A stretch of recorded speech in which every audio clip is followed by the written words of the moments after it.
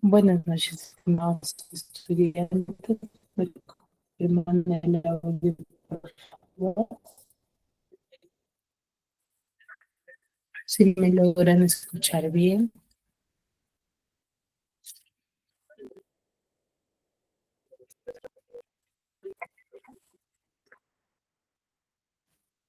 Buenas tardes, María. Buenas noches, Nicole.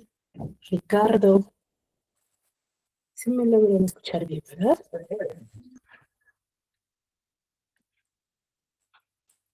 ¿Me confirman, por favor?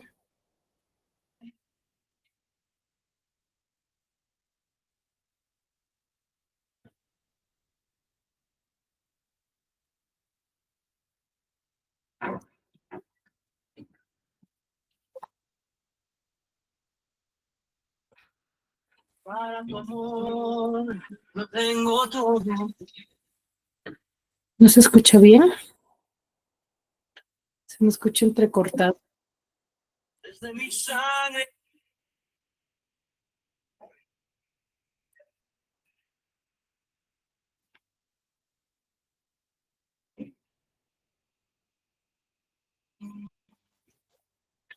¿Sí? ¿Se me escucha entrecortado?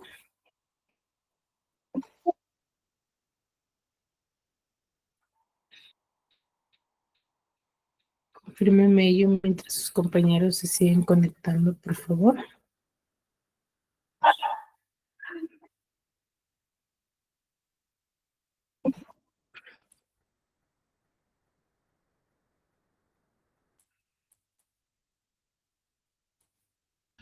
Buenas noches, profesora. Buenas noches, profesora. Buenas noches, Buenas profesora. noches. Buenas noches con todos.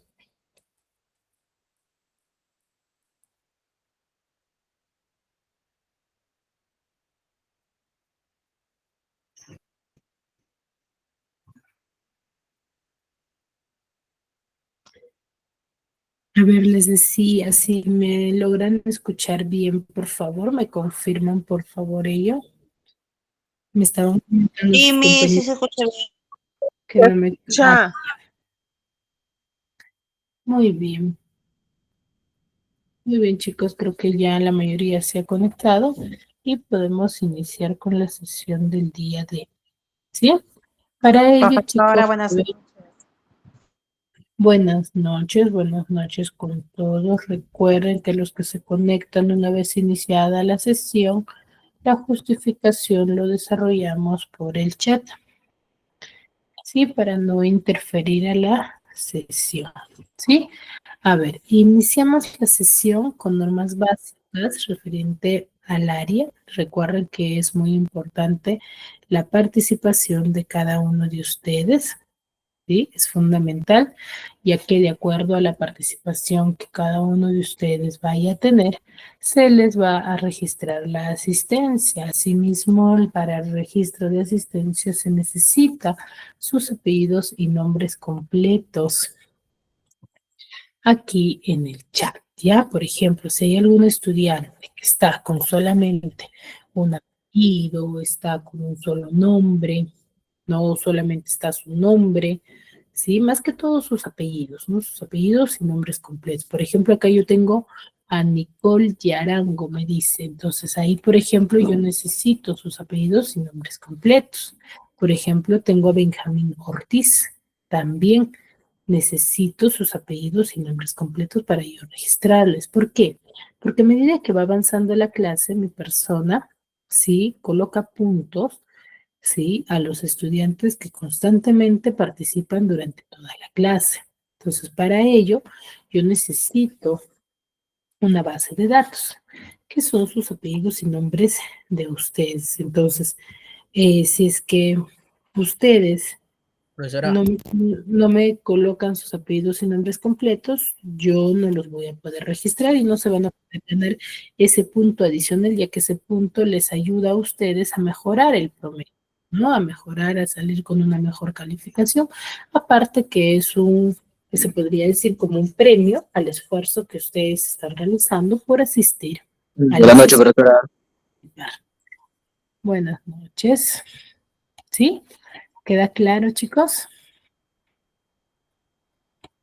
Más Sí, que todo, mi profesora. estudiantes que están desde otro dispositivo, desde otra cuenta, ¿no? Hay alumnos que se conectan desde otra cuenta, no son sus datos, ¿ya? Entonces, más que todo, Yo estoy aquellos desde mi compu. estudiantes y me completan sus datos, ¿sí? Muy bien, dicho ello, para ir pasando las diapositivas, ¿sí? Vamos a ir recordando lo que hemos trabajado en el área de comunicación. A ver, ¿quién me podría manifestar? ¿Qué tema hemos desarrollado? ¿Qué es lo que hemos visto? ¿De qué hemos hablado? A ver.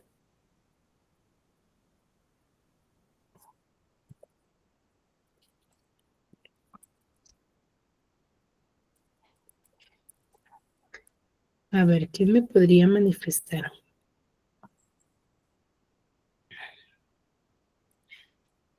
Quizás quedó alguna duda.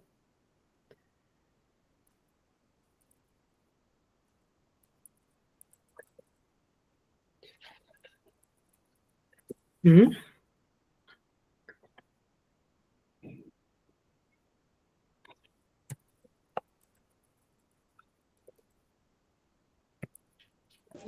Buenas noches. Hemos hablado mayormente del signo lingüístico.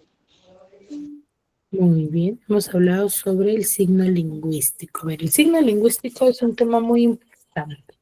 A ver, ¿qué me podrían manifestar sobre ello? A ver, ¿qué es lo que hemos aprendido? ¿Qué es un signo lingüístico? Es sabernos expresarnos bien. Saber expresarnos. ¿Eso será el signo lingüístico?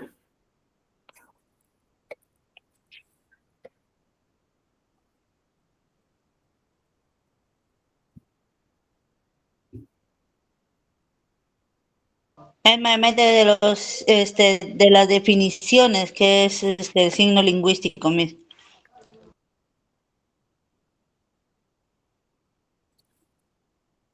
Ujú. Claro, se enfoca en las definiciones.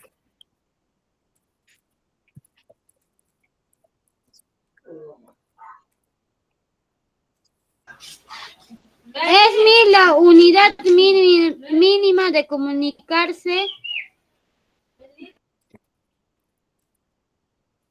Ujú. Maili Borja Chihuahua, ese es tu apellido, ¿verdad? Sí, mis. Buenas noches, misita. Buenas noches. Muy bien. A ver, claro. El signo lingüístico es la unidad mínima de la palabra porque denota o clasifica el significado, ¿no? Nos da a conocer cómo es que nace o cuál es el proceso de significación de una palabra. Porque cuando nosotros hablamos, por ejemplo, no siempre se va a categorizar, ¿sí? Por la forma o por el texto, sino por su definición, ¿ya?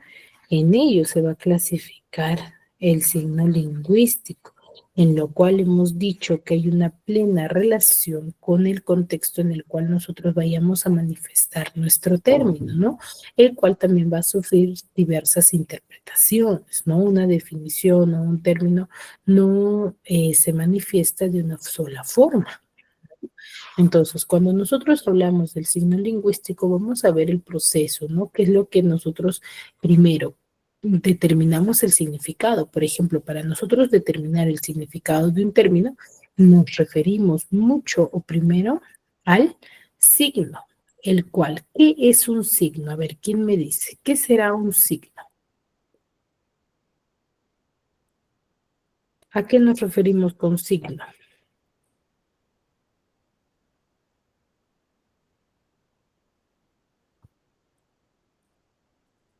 Los signos de puntuación.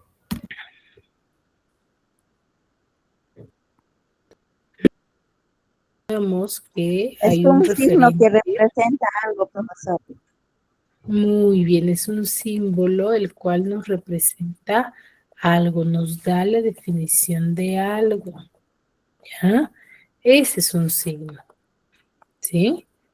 Que es muy importante que nosotros logremos diferenciar del grupo, ¿no? Cuando nosotros nos plantean un signo, nosotros les damos una pequeña definición, ¿ya?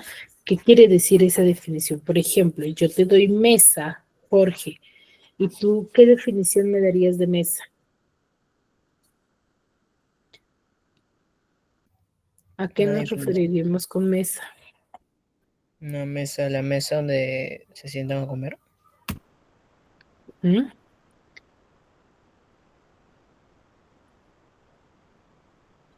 ¿Qué es para ti mesa? Mesa, la mesa es de donde nos sentamos a comer. Ya, el lugar donde nos sentamos a comer o nos...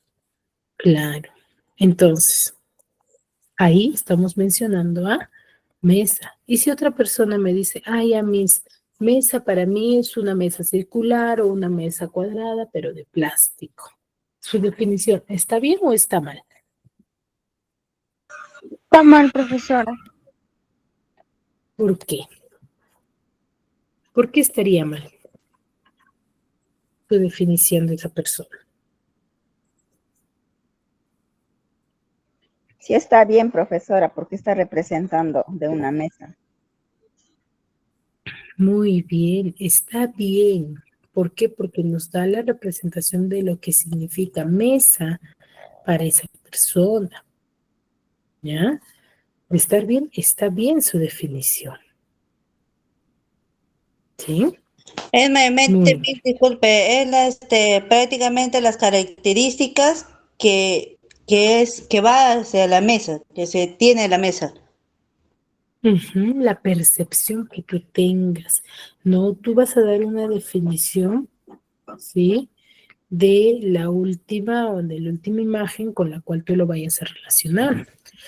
Esa persona, por ejemplo, que te diga mesa, que es un objeto cuadrado de plástico, va a hacer referencia al objeto que ha visto por última vez. Y puede ser que sea ese tipo de mesa. ¿Ya? Por eso está bien esa definición.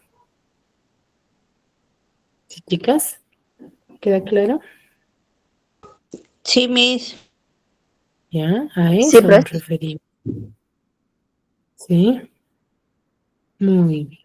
Entonces el signo lingüístico va a tener como ello, pero dentro del signo lingüístico, a ver, vamos a ver, ¿sí? En base a cómo es que nace, sí, la definición, vamos a ver, ¿sí? El proceso de interpretación, cuando nosotros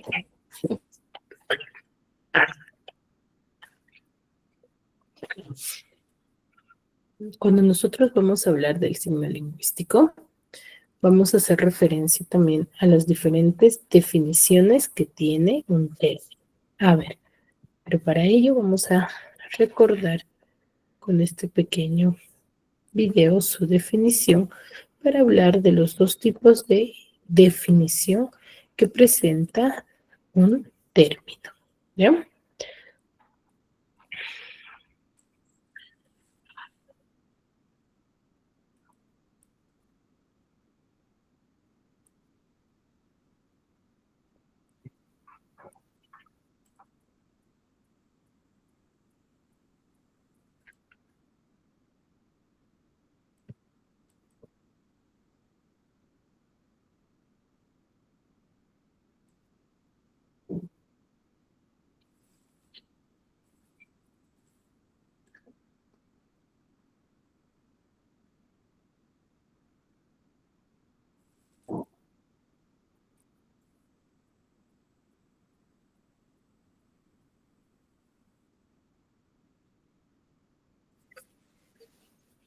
¿Cómo están, teoconcianos? Bienvenidos a un nuevo video de Teocon, el canal de ciencias de la comunicación. Hoy hablaremos de un tema que está presente en prácticamente todas las asignaturas de lenguaje, semiótica y lingüística. Estoy hablando de el signo lingüístico. Concretamente, te explicaremos qué es un signo lingüístico y cuáles son sus principales características. ¿Estás listo? Empecemos. Ah, caray, eso sí me interesa. Iniciemos explicando qué es un signo lingüístico. Existen varias definiciones al respecto, pero para este video nos basaremos en la definición planteada por, y pido un gran aplauso para recibir al señor Ferdinand de Saussure. Saussure fue un lingüista y filósofo suizo, considerado uno de los padres fundadores de la lingüística moderna. Sus obras tuvieron gran impacto en áreas como la semiótica, la filosofía y la teoría literaria. Saussure definió al signo lingüístico como la unidad básica de la lengua, compuesta por, y ojo con estos términos, un significante y un significado. El significante es la imagen acústica o visual del signo, mientras que el significado es la idea o concepto que se asocia con ese signo. Por ejemplo, la palabra perro es un signo lingüístico compuesto por el sonido P-E-R-R-O, perro, que equivale al significante, mientras que el significado es la idea que se asocia al escuchar ese signo, es decir, un animal doméstico que tiene 4 patas, pelaje y ladra. En otras palabras, un signo lingüístico es la combinación de un sonido o imagen y una idea que este sonido o imagen representa en la mente de las personas. Para reforzar este concepto, te dejo algunos ejemplos de signos lingüísticos con sus posibles significantes y significados. 1. Libro. El significante es la combinación de sonidos L-I-B-R-O, libro, que usamos para referirnos a ese objeto. El significado es un objeto con hojas de papel impresas que contienen información o una historia. 2. Casa. El significante es la combinación de sonidos C-A-S-A, casa, que usamos para referirnos a ese lugar. El significado es el lugar donde uno vive o habita. 3. Cielo. El significante es la combinación de sonidos C-I-E-L-O, cielo, que usamos para referirnos a ese fenómeno. Mientras que el significado es la atmósfera que se encuentra sobre la Tierra y donde se ven las nubes y las estrellas. 4. La letra A. El significante es la forma escrita de la letra A, mientras que el significado es la primera letra del alfabeto español. 5. El número 5. El significante es la forma escrita del número 5, compuesto por una línea horizontal, una vertical y un semicírculo, mientras que el significado es la idea de una cantidad numérica específica de 5 unidades. Es que sí entendí la referencia. Antes de continuar, te hago la siguiente pregunta. ¿Sabes cuál es el significante y el significado del signo lingüístico like? El significante es la palabra like, escrita en el botón de reacción del video de YouTube, mientras que el significado indica que el contenido del video es atractivo y que vale la pena marcarlo como un me gusta y compartirlo.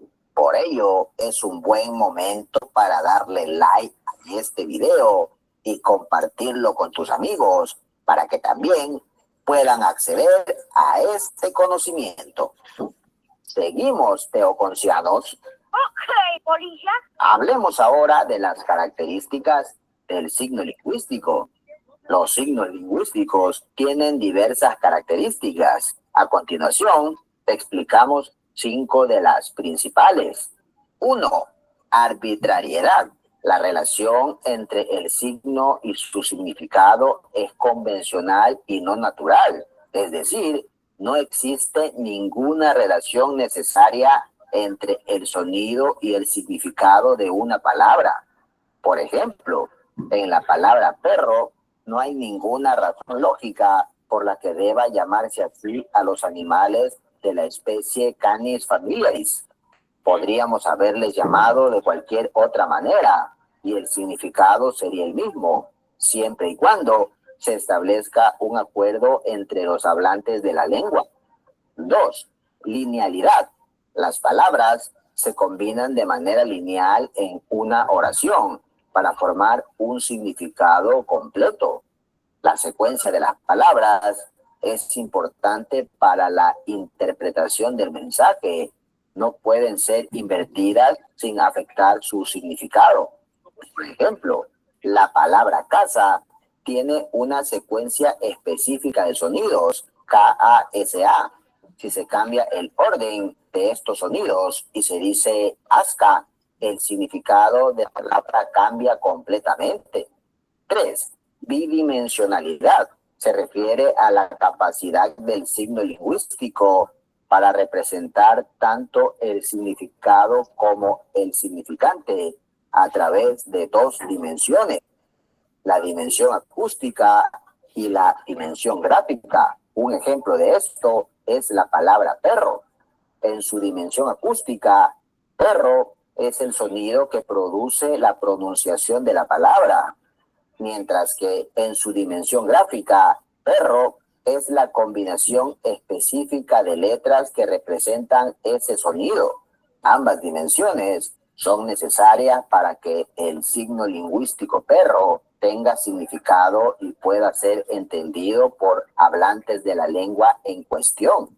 4. Mutabilidad. Significa que el significado de una palabra puede cambiar con el tiempo, dependiendo del contexto y del uso social. Por ejemplo, la palabra cool en inglés originalmente significaba fresco, pero ahora se usa para referirse a algo que es impresionante o interesante. Otro ejemplo puede ser el cambio en el significado de la palabra gay a lo largo del tiempo. Originalmente, la palabra se utilizaba para describir algo que era alegre o divertido. Sin embargo, en las últimas décadas, la palabra se utiliza principalmente para referirse a la homosexualidad masculina. Estos cambios en el significado de las palabras muestran cómo los signos lingüísticos pueden cambiar y evolucionar con el tiempo y el uso por parte de la sociedad. 5. Productividad. Se refiere a que los hablantes pueden crear nuevas palabras y oraciones para expresar ideas nuevas o complejas, puesto que la lengua es un sistema abierto y dinámico que se adapta y evoluciona con el tiempo. Por ejemplo, la palabra selfie es un neologismo que se ha incorporado en muchos idiomas del mundo para referirse a una fotografía que uno se toma a sí mismo con un teléfono móvil. Este término fue creado en la última década y su uso se ha expandido rápidamente gracias a la productividad del signo lingüístico. En resumen, el signo lingüístico es la unidad básica de la lengua, compuesta por un significante y un significado. El significante es la imagen acústica o visual del signo. El significado es la idea o concepto que se asocia con ese signo. Algunas de las principales características del signo lingüístico son arbitrariedad, linealidad, bidimensionalidad, mutabilidad y productividad.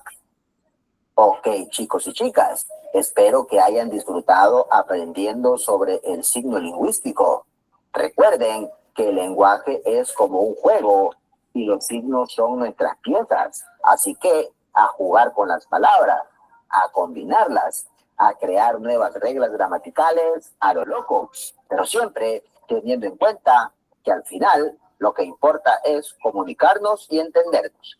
Y ya saben, si no entienden algo, no se preocupen, pregúntenle a Google. Esto no era parte del trato. Te saludan en la locución Luis Enrique. Fuerte abrazo desde Ecuador. Hasta la próxima.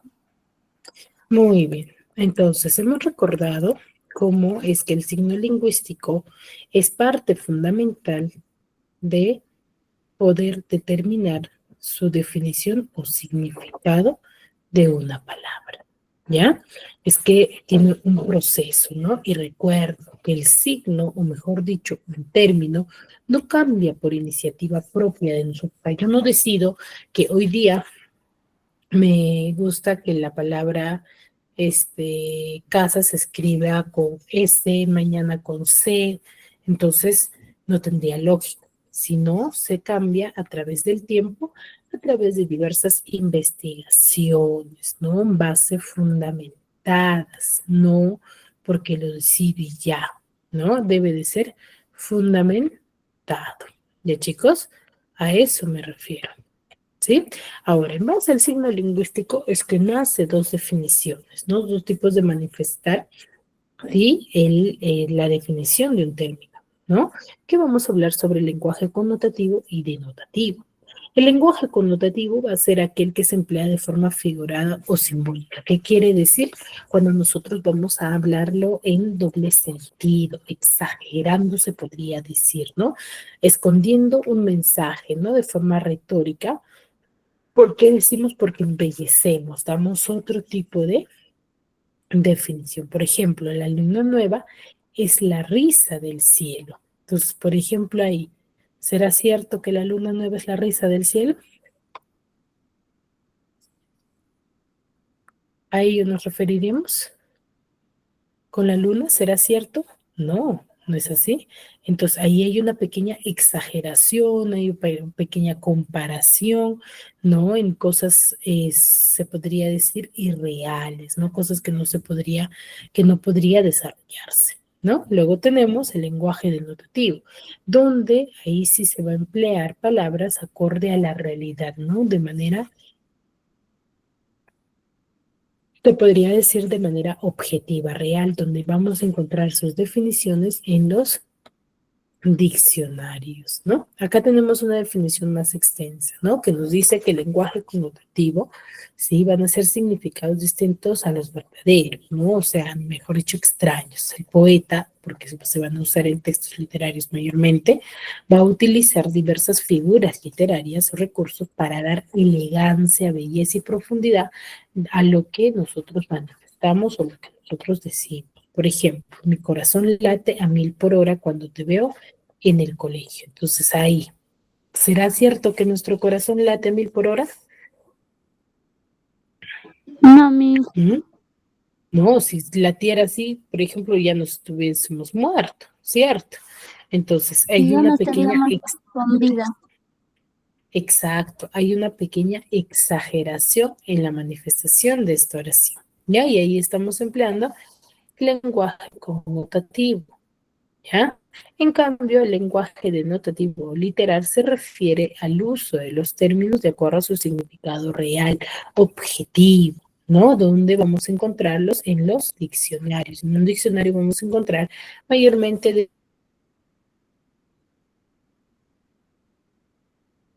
definiciones reales, ¿no?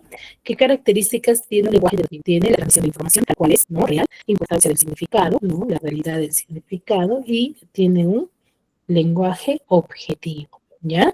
Ahora, por ejemplo, en estas imágenes, las dos imágenes hacen referencia a un solo término, que es la denominación del corazón, ¿cierto? Pero en la primera imagen, ¿qué vemos? En esta de acá que estoy señalando. El A este corazón, Miss. al corazón de un ser humano, mejor dicho, a un corazón real, ¿cierto? Y en Sí, este de acá, a un corazón cuando dibujamos, Un Miss. corazón. un corazón, pero representan lo mismo, tienen el mismo significado, No, Miss. No, Miss. No. no tienen el mismo significado, ¿cierto? En el primero hace referencia a un órgano y en la otra el símbolo de amor, de cariño hacia una persona, ¿ya? Ahora, por ejemplo, a ver, vamos a clasificar. Cuando yo digo el joven es un tigre en matemática, ¿será denotativo o connotativa?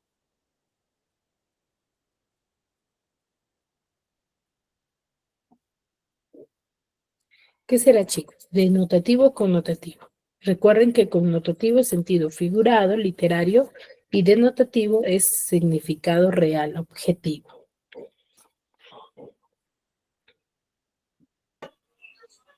Connotativo. ¿Qué será, chicos? Denotativo. Connotativo, muy bien. ¿Por qué? Denotativo. Porque una persona representa un tigre, ¿es un tigre? ¿Será real eso? No. Entonces No, es Miss. connotativo. ¿Ya? Dice, la campana sonaba para dar inicio a la misa. ¿Real o subjetivo? Real, Miss. Real. Real. Real. Entonces Real. denota denotativo. Tus palabras son como música para mis oídos. Denotativa. Denotativo. Connotativo. Connotativo. Connotativo.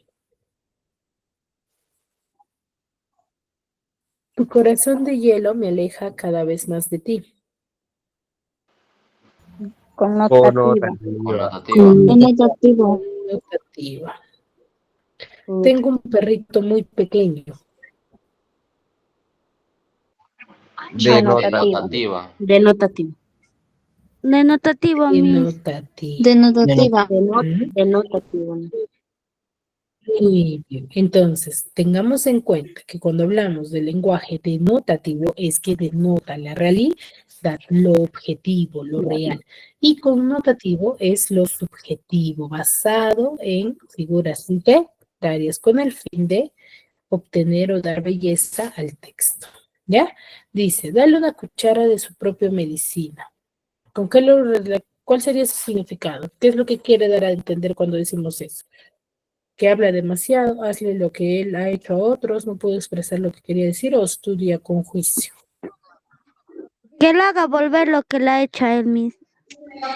Hazle lo que sí le ha hecho a otro.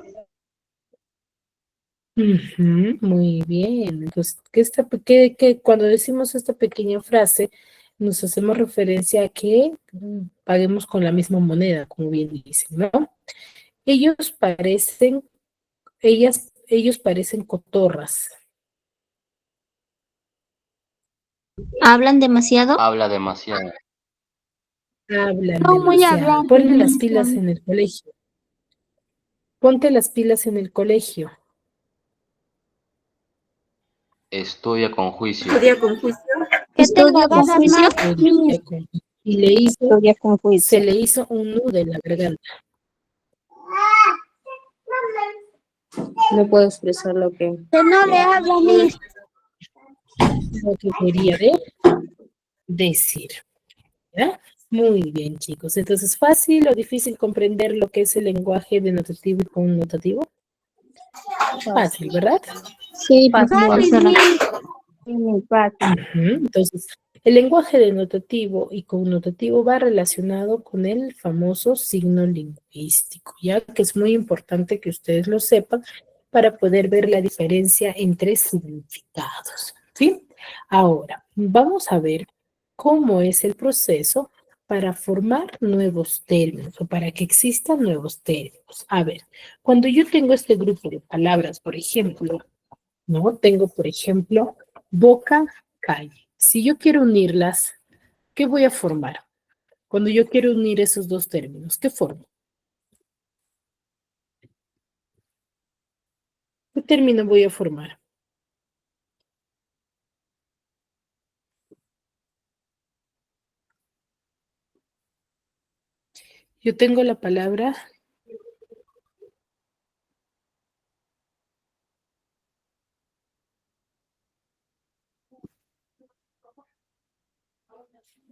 Yo tengo la palabra boca más calle. Si yo uno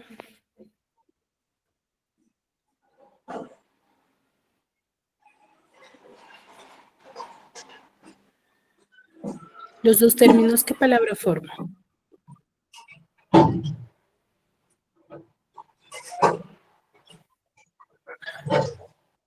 Boca calle. Boca, calle, formar ¿Qué es una de nueva barrio? ¿Qué es de calle, Miss? palabra. Ujú. Formé una nueva palabra. Mata más mosca. ¿Qué voy a formar? Mata mosca. Mosca. Mata mosca. Mata Mata moscas. mosca. Muy bien. ¿Cómo se forma la Matamosca. palabra mata mosca? El término mata más mosca. Muy bien. Tengo zapat más sería. ¿Qué voy a formar? Zapatería. Zapatería. Zapatería. Zapatería. Y si yo tengo pan masadero, Panadero. Pandero. Panadero. entonces, si tú te percatas, por ejemplo, en estos 4 grupos de palabras, estamos, ¿sí? Tenemos 2 tipos de formación. Te das cuenta que al inicio, cuando yo formé boca y calle y mata más mosca, ¿cierto? He formado con palabras que tienen lógica. Pero si yo quiero formar zapatería, por ejemplo, tengo el término zapat, más sería que no de forma individual, por ejemplo, hería, no tiene sentido y no tiene lógica, ¿no? Entonces vamos a ver la formación. A ver, primero, para yo formar una palabra, debo de determinar y conocer, ¿sí? Vamos a determinar y conocer, ¿sí? La familia de palabras. ¿A qué llamamos familia de palabras? Como bien es cierto, por ejemplo, relacionado con la familia. Nosotros, cada uno de nosotros pertenecemos a una familia, ¿no es así? Pero cada uno de nosotros nos relacionamos, ¿cierto? Entonces, nos relacionamos, ¿por qué? ¿O por qué decimos que tal persona es mi familia? ¿Por qué? Porque tiene una característica de nosotros o tenemos algo en común, que es en la misma sangre, ¿cierto? Entonces, lo mismo va a suceder con las palabras. La diferencia es que aquí va a haber la relación entre palabras, ¿ya? A lo cual se le va a determinar como familia de palabras. ¿Qué es una familia de palabras o familia léxica?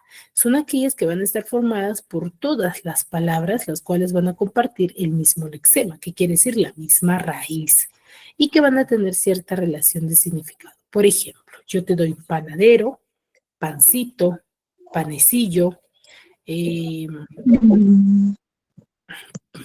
panadería. ¿Qué tienen en común esas palabras? El pan, mi pan, panadero. Todo Que empieza todos derivan de, del pan. todos derivan de pan, ¿ya? Todos derivan de pan, ¿cierto? Entonces, ¿qué quiere decir ahí? Que esa es una familia de palabras del término pan, ¿ya? A eso se refiere una familia de palabras. O por ejemplo, yo te digo florero, florecito, florería.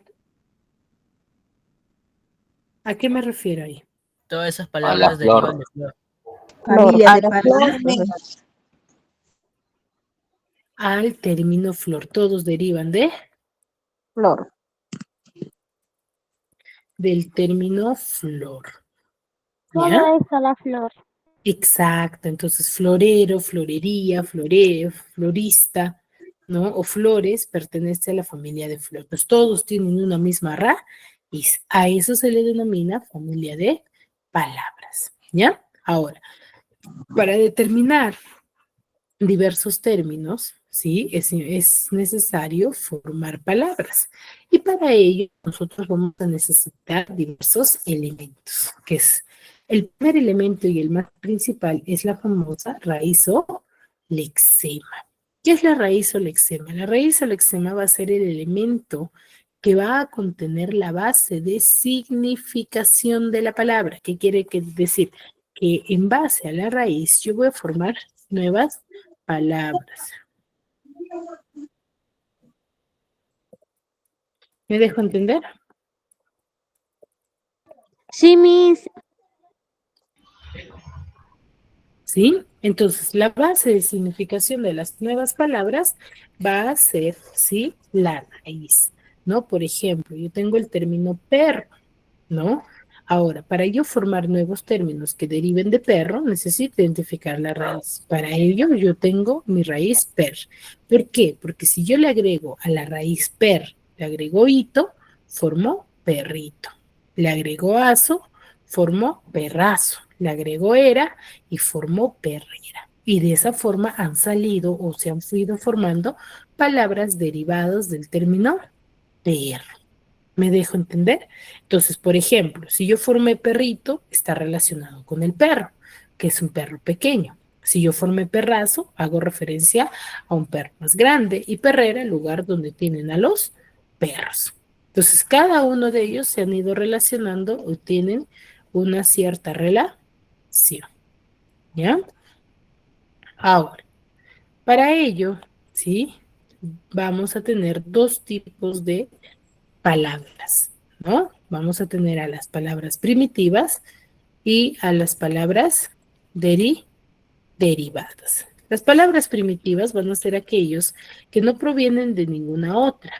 También se le va a denominar raíz y va a dar origen a las palabras derivadas, ¿no? Mientras que la palabra derivada va a ser una palabra que va a ser formada añadiéndole ciertos términos a la palabra primitiva. Entonces, como si fuese palabra primitiva, los que existen por sí solas, sin ninguna otra palabra, ¿no? Y palabras derivadas son las que se han ido formando en base a las palabras primitivas. Y para yo formar estas palabras derivadas, le he tenido que añadir, ¿sí?, a los términos o a la palabra primitiva, morfemas derivativos y morfemas flexivos. Cuando yo digo que tengo un morfema derivativo, los morfemas derivativos son los morfemas, se podría decir, que se les añade a la raíz para darle o cambiarle su significado y definición, ¿no? Conocidos como sufijos o prefijos. Y los morfemas flexivos son aquellos que indican solamente el género, el número y el tiempo de la palabra, ¿no?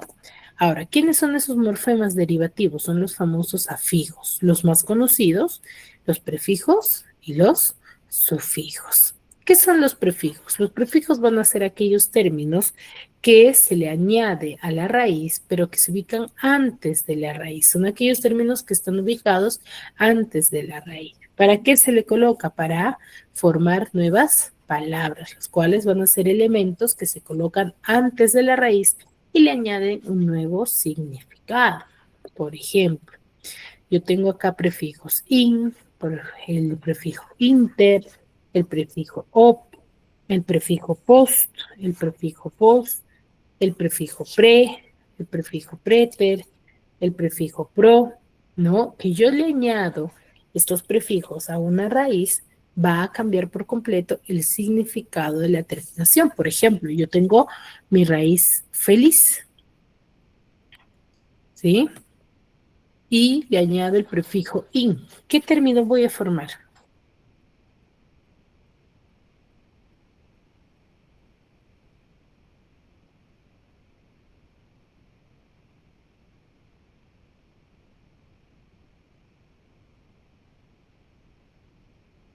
¿Mm? Yo tengo mi raíz feliz. Le he añadido mi prefijo in. ¿Qué palabra he formado? Infeliz. Infeliz. Y cambia o no el significado de la palabra. ¿Se modificó o no? Sí, se cambia.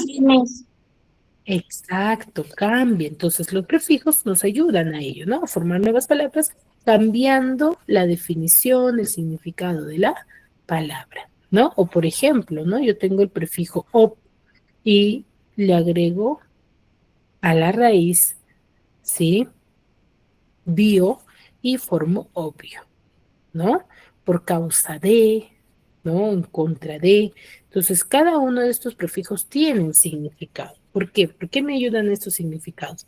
Porque al añadirle a una nueva raíz, se añade con este nuevo significado y cambia, ¿ya? Ahora, el otro elemento que se le añade, ¿sí?, es el sufijo, ¿ya? Pero a diferencia del prefijo, los sufijos, ¿sí?, son términos también que se les coloca después de la raíz. Ya no van antes, van después de la raíz, ¿sí? Ahora, él cumple la misma función que los prefijos, solamente la diferencia, ¿cuál es? Su ubicación. Prefijos van antes y sufijos van después. ¿Que también tienen significación propia? Sí, también tienen definición propia, ¿sí? Que al añadirle a un nuevo término, ¿sí? Va a tener el significado nuevo, se va a modificar, ¿ya? Por ejemplo, yo tengo el sufijo aco, que denota o define un valor despectivo, ¿no? Entonces yo le agrego a la raíz lib, le agrego aco y formo libraco. O a la raíz pájar, le agrego aco, formo pajaraco. Entonces ahí, por ejemplo, cambia el significado. Hace referencia, por ejemplo, libraco a un libro viejo, un libro dañado. Y pajarraco también hace referencia a un pájaro viejo, un pájaro dañado, feo, ¿cierto? Entonces cambia. ¿Cuál es la diferencia entre prefijos y sufijos? Prefijos van antes y sufijos van después. ¿Ya? Y tenemos una gran variedad de sufijos, los cuales dan una referencia referente al término. ¿Ya? A ver, vamos a ver este pequeño video. La C es pacto de un morfema y lexema de Pero desde la formación, ¿ya? Con un verbo. Tenemos el verbo, también nos podemos encontrar algo que llamamos vocal temática, que corresponde a las conjugaciones ar y mo. Mos, un morfema derivativo en lexema. He dicho otro ejemplo, submarino. Buscamos palabras de... Vayamos a ver ahora los tipos de palabras. Desde ahí, ¿ya? Palabras simples. Se encuentran formadas por un lexema más un morfema flexivo. Las palabras derivadas, que se encuentran formadas por un morfema derivativo más un lexema, o un lexema más un morfema derivativo. O un morfema derivativo más un lexema más un morfema derivativo. Normalmente suelen ser antónimos. Veremos ejemplos más adelante. También tenemos la compuesta, que está formada por un lexema más un lexema. Muy fáciles de ver. Y las parasintéticas, que son lexema más morfema derivativo, o morfema derivativo más lexema más morfema derivativo. Suelen ser verbos. ¿Cómo distinguir entre derivadas de este tipo y parasintéticas de este tipo? Vamos a ver un pequeño truco. Tenemos las palabras desesperación e infidelidad. Las separamos ya por morfemas y lexemas. Ambas cumplen que están formadas por un morfema derivativo más un lexema más otro morfema derivativo. ¿Y cómo sabemos si es derivada o parasintética? En primer lugar, quitamos el morfema derivativo sufijo. Acción. Nos queda desespera. Esta palabra tiene sentido. Ahora quitamos el morfema derivativo prefijo, des. Y nos queda esperación. Con lo cual, no tiene sentido esperación. Es una parasintética. Vamos a ver la siguiente. Quitamos el morfema derivativo sufijo ida. Y nos queda infeliz. Infeliz tiene sentido. Ahora quitamos el morfema derivativo prefijo. Y nos queda felicidad, que también tiene sentido.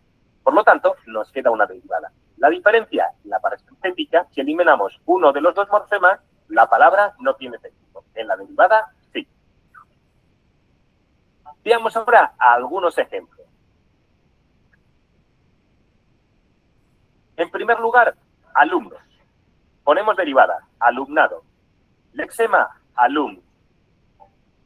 Alum, por tanto, es nuestro lexema. Fijaros que tenemos otras palabras como alumna, alumno o alumna. Por lo tanto, esa O nos indica que es de género masculino. La O es un morfema dependiente flexivo de género masculino. Y la S nos indica que es plural, por lo tanto, es un morfema dependiente flexivo de número plural. Como sigue la forma lexema más morfema flexivo, es una palabra simple. Otro ejemplo, anticiclón. Tenemos ciclón o ciclones. Por lo tanto, nuestro lexema es ciclón. Ciclón, lexema. Anti aparece en otras palabras como antiarrugas, anticuerpos, anticonceptivo, con lo cual ya sabemos que es un prefijo. Anti es un morfema dependiente derivativo prefijo. Sigue, por lo tanto, la estructura de morfema derivativo más lexema es una derivada. Otra palabra, grandote. Buscamos derivadas, grande, grandioso, agrandar. Por lo tanto, el lexema es gran. Lo ponemos, gran lexema. Otras palabras son camarote, capote, islote, monigote.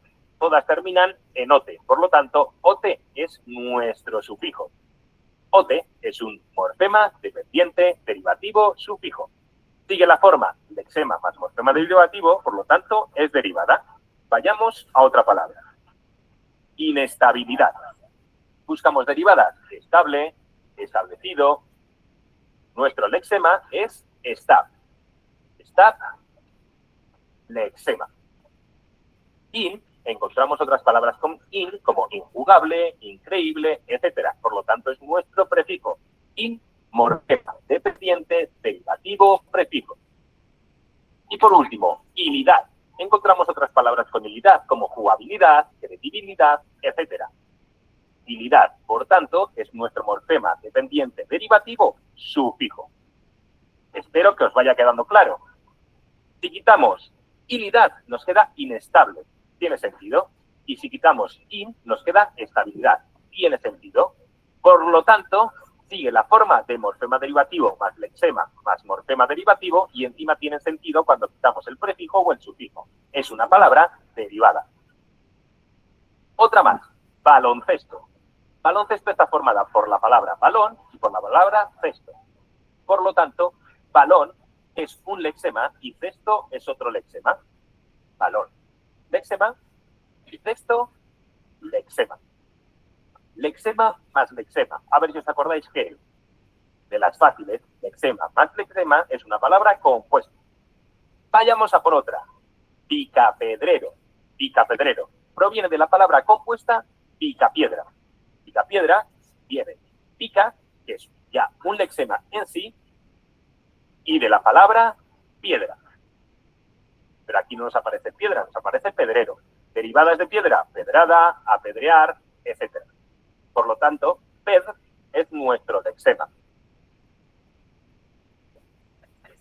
Hiero, ¿qué será? Pues encontramos otras palabras con ero, como carpintero, fontanero, panadero. Sí, es un sufijo.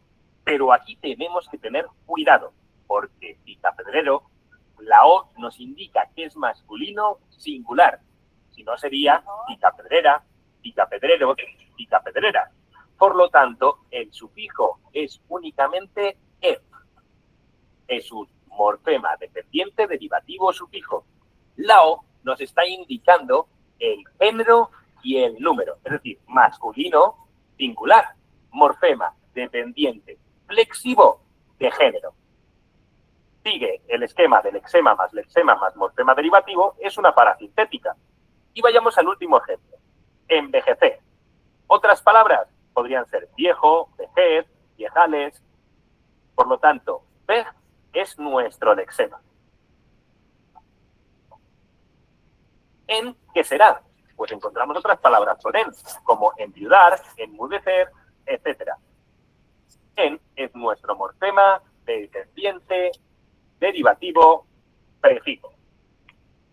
Y ecer, ¿qué será? Encontramos otras palabras con ecer, como entristecer, amanecer.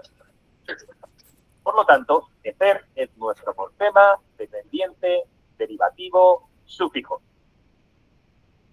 Si le quito el en, me queda vejecer. No tiene ningún tipo de sentido, por lo cual ya no puede ser una derivada. Tiene que ser una parasintética. Muy bien. Entonces, hemos visto cómo es que se forma el término, por ejemplo, para decir que una palabra se ha ido formando por derivación.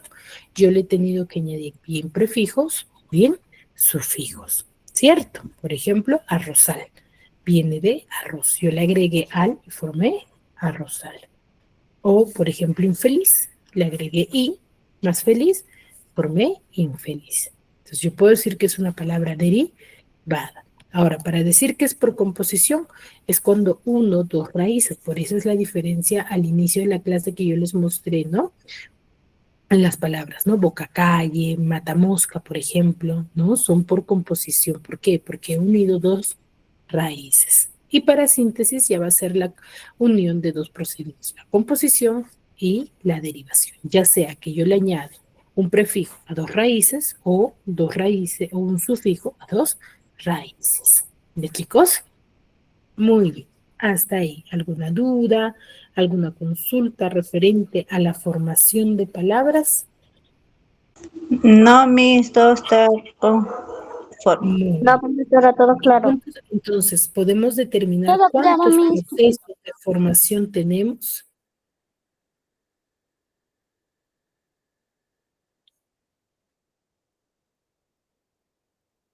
¿Cuántos procesos de formación de palabra tenemos?